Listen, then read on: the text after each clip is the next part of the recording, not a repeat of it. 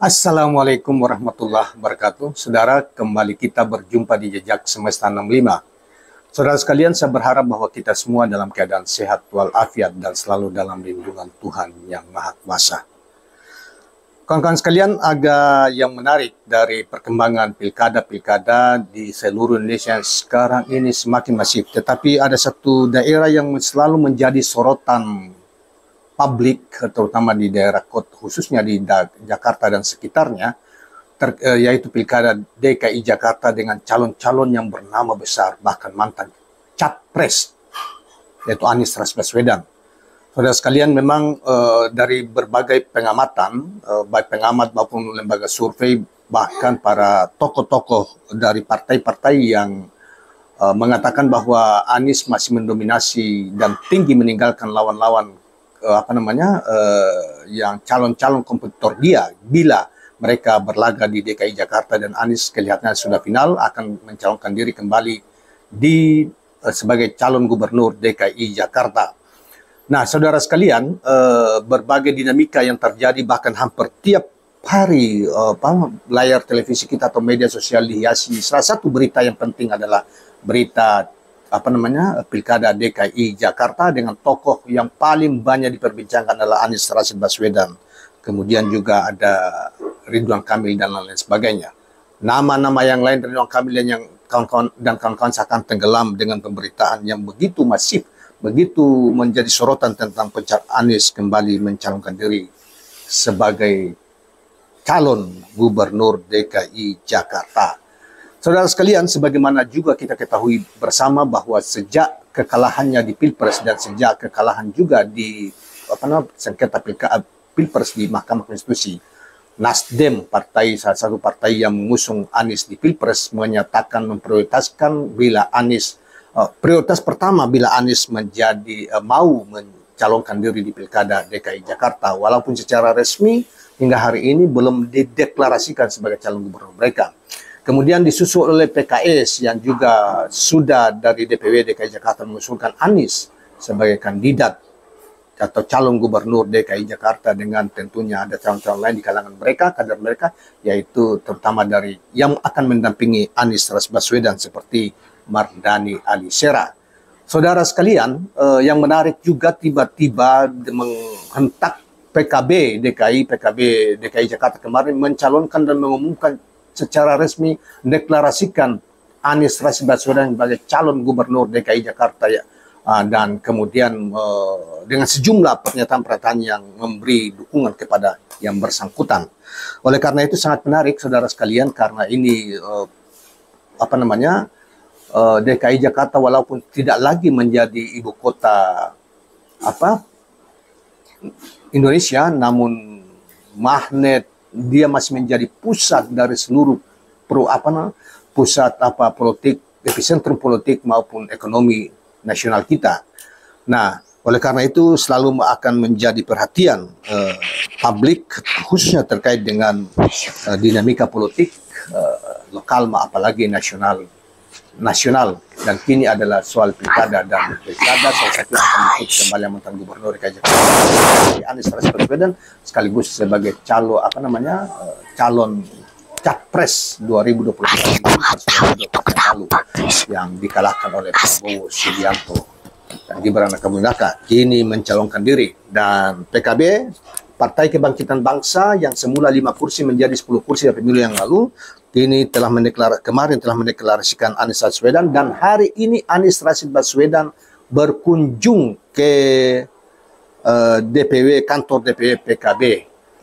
Nah, saudara sekalian, berita tentang kunjungan Anies Rashid Baswedan di DPW DKI Jakarta ini kita coba bacakan sepintas yang dimuat di tanggal 13 Juni 2004 di Kumparan News. Anies Baswedan tiba di kantor DPW PKB DKI Jakarta Pulau Gadung, Jakarta Timur, Kamis. Anies akan menerima rekomendasi dari DPW PKB Jakarta untuk maju di Pilkada Jakarta. Pantauan di lokasi Anies tiba pada pukul 12.55. Anies menggunakan baju batik bercorak hijau dengan peci hitam. Anies tampak menyalami para relawan dan jajaran DPW PKB DKI Jakarta sebelum akhirnya masuk ke dalam ruangan. Di dalam ia disambut oleh Ketua DPW PKB DKI Jakarta Hasbiallah Ilyas. Saudara sekalian, sebagaimana diketahui, saya katakan tadi bahwa sebelumnya PKB Jakarta mendeklarasikan dukungan kepada Anies Rashid Baswedan maju di Pilkada Jakarta. Keputusan ini diambil dari hasil penyerapan aspirasi tingkat DPC, di ranting maupun para ulama dan para kiai, sebagaimana dikatakan di dalam deklarasi mereka kemarin. Tapi coba kita petik dari petikan langsung dari deklarasi kemarin yang berbunyi, Bismillahirrahmanirrahim.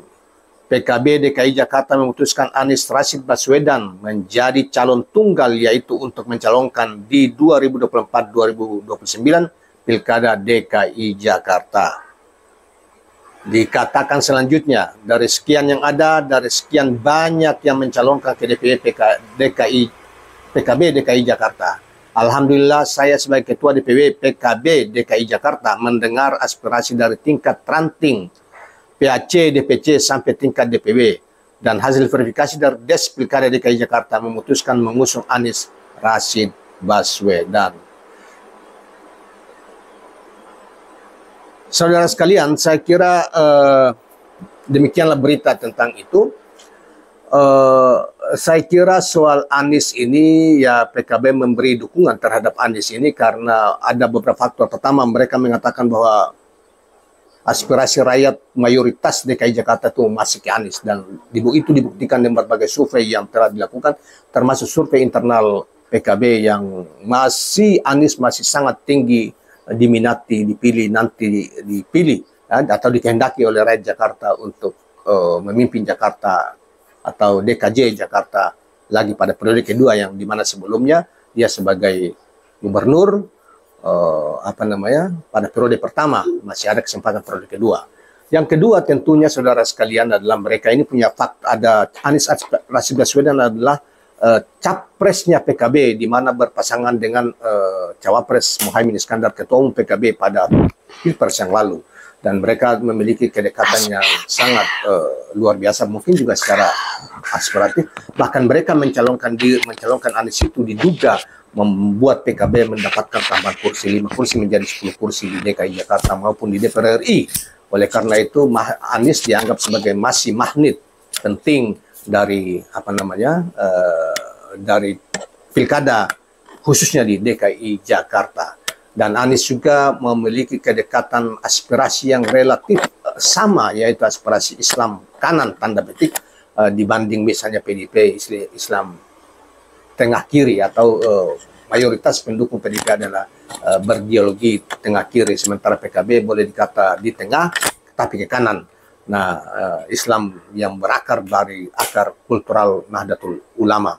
Nah, saudara sekalian, diduga juga ke depan akan beramai-ramai seperti PKS yang sebelumnya sudah mendengungkan akan mendukung Anies Rashid Baswedan sebagaimana diusulkan oleh DPW PKS beberapa waktu yang lalu. Demikian juga Nasdem, dan diduga akan kuat PDIP juga akan berapat memberi dukungan kepada Anies Rashid Baswedan, karena memang Anies hari-hari ini berbagai survei mengatakan sulit dikalahkan bila terjadi pilkada hari ini. Oleh karena itu partai-partai lain, terutama pengusung Prabowo Gibran, berupaya untuk masih mencoba menyeleksi kandidat-kandidat yang bisa mengimbangi Anies di DKI Jakarta. Salah satunya adalah Ridwan Kamil. Namun sekalipun sudah ada simulasi, sekalipun kalau head to head Ridwan Kamil Anies Baswedan, Ridwan Kamil masih tetap kalah dari Anies Rashid Baswedan. Sementara di sisi yang lain, Golkar masih belum, Ridwan sebagai kader Golkar masih belum memberi respon terhadap pernyataan Gerindra itu, dan karena sebetulnya Golkar lebih memastikan kemenangan Ridwan Kamil di Jawa Barat, karena dari sisi survei Ridwan Kamil jauh tinggi dibanding lawan-lawan yang lain. Oleh karena itu Golkar mempertimbangkan betul bila Ridwan Kamil dicabut dari Jawa Barat, berarti Ridwan Kamil calon gubernur Jawa Barat bisa dimenangkan oleh kader partai lain, terutama Gerindra, sementara Ridwan Kamil tidak pasti bisa menang di DKI Jakarta. Itulah yang kemudian ditimbang oleh partai-partai seperti yang berkoalisi di Indonesia Maju, terutama Golkar maupun PBB. Di luar kandidat-kandidat Ridwan Kamil itu diduga bahwa itu sulit untuk menyaingi Anies Rashid Baswedan di DKI Jakarta, karena memang selama 5 tahun pertama Anies Baswedan ini begitu memperhatikan rakyat kecil, pembangunan ditata dan dianggap sangat berhasil untuk membangun Jakarta. Sementara begitu dia tinggalkan kurang lebih 1 tahun ini, Jakarta kembali amburadul di bawah pejabat gubernur yang diduga tidak membuat apa-apa dan kelihatan Jakarta agak semrawut dari sisi transportasi maupun yang lain. Tidak ada yang bisa dilihat apa yang dibikin oleh pejabat gubernur yang ada sekarang yang sudah menjelang 1 tahun masa periode atau sudah 1 tahun lebih masih periodenya ini.